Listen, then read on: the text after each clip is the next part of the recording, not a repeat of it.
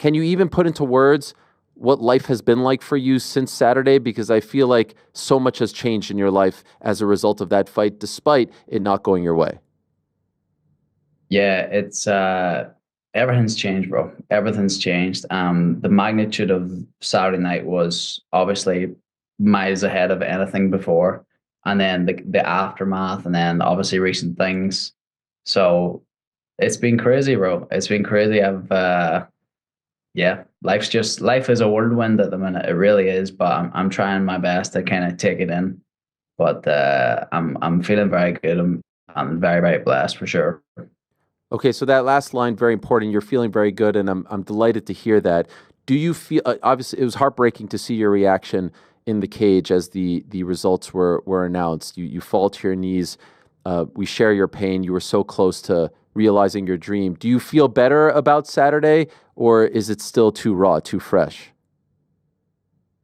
No, I mean, to be honest, I kind of felt better instantly after kind of watching it back. It's for me, it's always the most important thing is actually just watching it back after because, on the night, I obviously clearly thought that I won.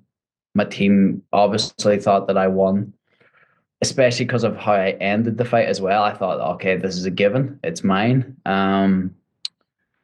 So it hurt a lot at the time, but look, when I watched it back, I seen like it was obviously a close fight. Any close fight in MMA can go either way. I just, yeah, I really thought that I won, and I still think that I won. Have you had a chance to rewatch the fight? I have, yeah. Sorry, am I lagging behind there? It's just, or is it Yeah, just my no, yeah. screen? There's a little bit. Sometimes this happens. Do you hear me? It's Yeah, coming you're in and out. perfect. Okay, yeah. There's a couple times where it's kind of lagging, but I'm cool with it. It happens all the time. Yeah, okay. What did you say? Did I get to watch it? Yeah. Have you had a chance to watch it? And if so, when you're watching it, are you scoring it? And what do you think the proper score should have been? I need to watch it back again. So I only watched it like directly after the fight, as in that night, and then maybe the next day. Um, look, I the thing to me, right, that I think that most people are missing.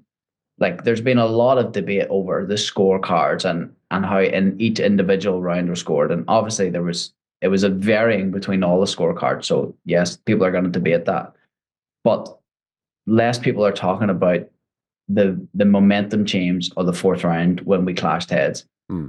Usman was about to break. I was about to get him out of there.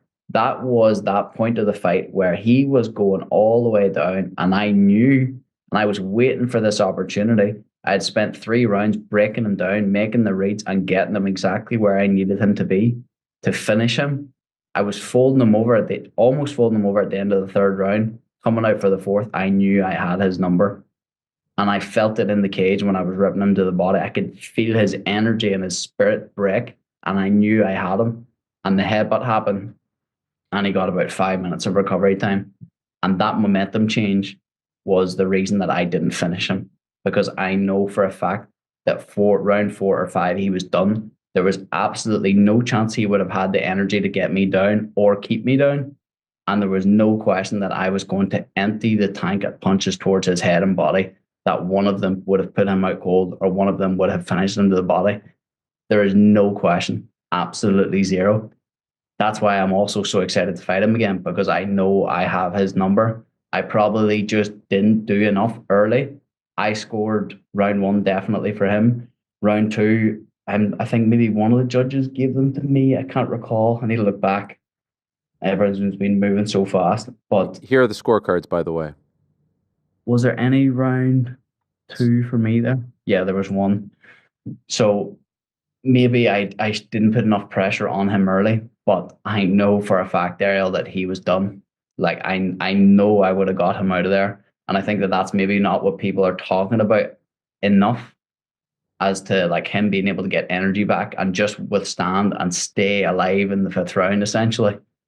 Um, that's kind of how when I'm thinking and assessing the fight, that's what I'm thinking about right now. Not like individual scoring rounds, because obviously the scorecards were bullshit. There was absolutely zero chance that it was 4-1. I think everybody is in agreement with that. But yeah, that's where my head's kind of at with it. By the way, just curious, in that moment during that 5 minute break, are you getting antsy thinking like I have him on the ropes, so to speak, and I need to get back out there? Like, are you dying inside there? If you could only see, and I'm sure that there are a lot of cameras with this kind of footage of what I'm walking around the cage and saying to people, I'm seeing Don Davis, and I'm going, I could give me 5 more rounds with him. I was like, I want to fight him again. I'm talking to people saying, let me at him again. I'm saying he's fucked. I'm looking at people and going, he's getting out of there now. And I'm staring at Usman and he won't even look at me.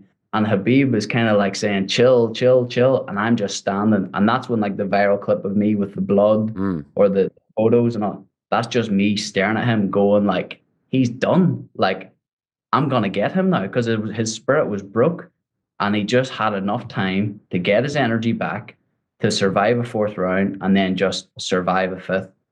But it was, yeah, a game of true inches. You know, the fifth round again, I overthrew a shot. He got behind me and he held me for 2 minutes, just doing nothing, just kneeing my hole. Like I'm saying to him, let's fight, let's fight. And the crowd's going mad because he's kneeing me. Like there's nothing going on there, but he's just surviving. But anyway, that's my thoughts on it. Like my general thoughts on it is I'm happy. I'm not like insanely disappointed because I know the rematch it's got to be next, and I know that I will beat him in the rematch, absolutely zero question. So I'm feeling pretty good about it all. By the way, there was someone on Twitter, it might have been Andy Stevenson or one of the other great Irish journalists out there who put together a compilation of all your switches through the years, dating back to the Cage Warriors days. This is phenomenal stuff, Paul. Who gets the credit for this? Who taught you this? Because you were putting that on display on Saturday against, the vaunted Nurmagomedovs who take everyone down and keep them there with the Dagestani handcuffs and all this stuff. And you were flowing. We don't see European fighters look like that on the mat. Usually when you're going up against a Dagestani. Who taught you this from the early days? Look, it's very simple. It's Patrick McAllister. It's my head coach, Pat. I mean, he's been kind of my secret weapon.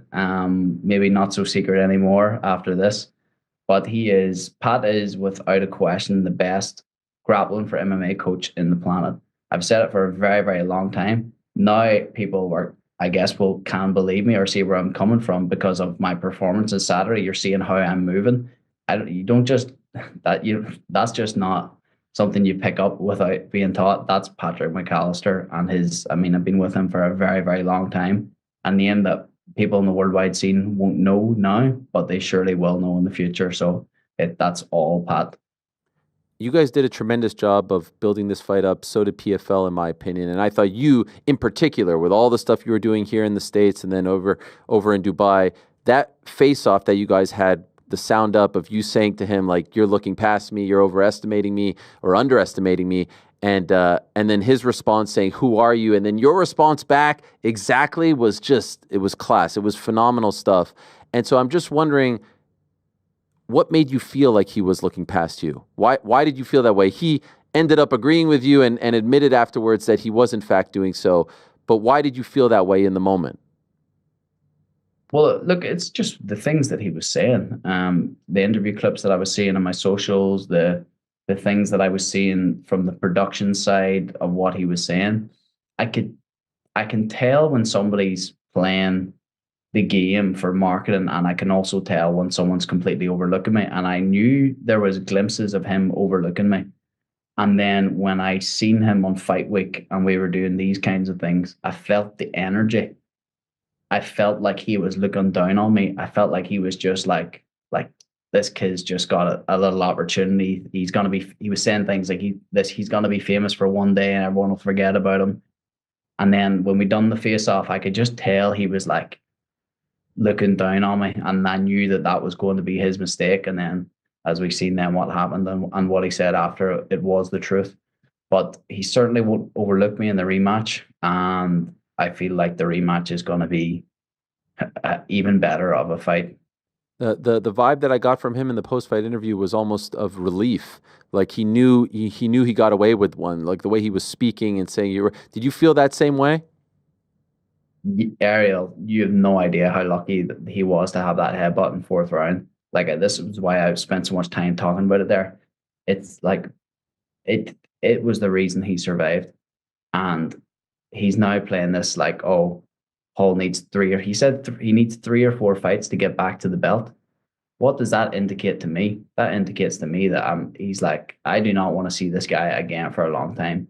And why would he? I've got his number. I'm a terrible stylistic matchup for him. I was nearly folding him over to the body many a times.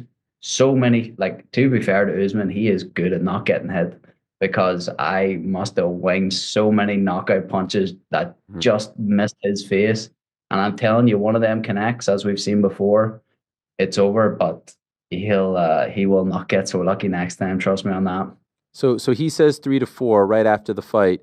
Do you think PFL agrees with him? Do you think they're actually going to listen to this? I think they would be absolutely foolish, out of their minds, to not try to run this back right away. It's the biggest fight. It's the best fight in PFL history. It's one of the best fights in Bellator history, if we want to include that as well.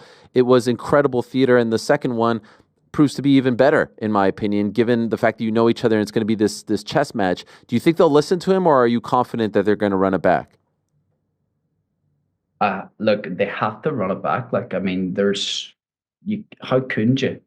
How couldn't you run it back? Like, I know Usman has mentioned he's not going to want to. He's going to at least try to get as much time as he can until that happens, because he wants to, I guess, hold on to the belt.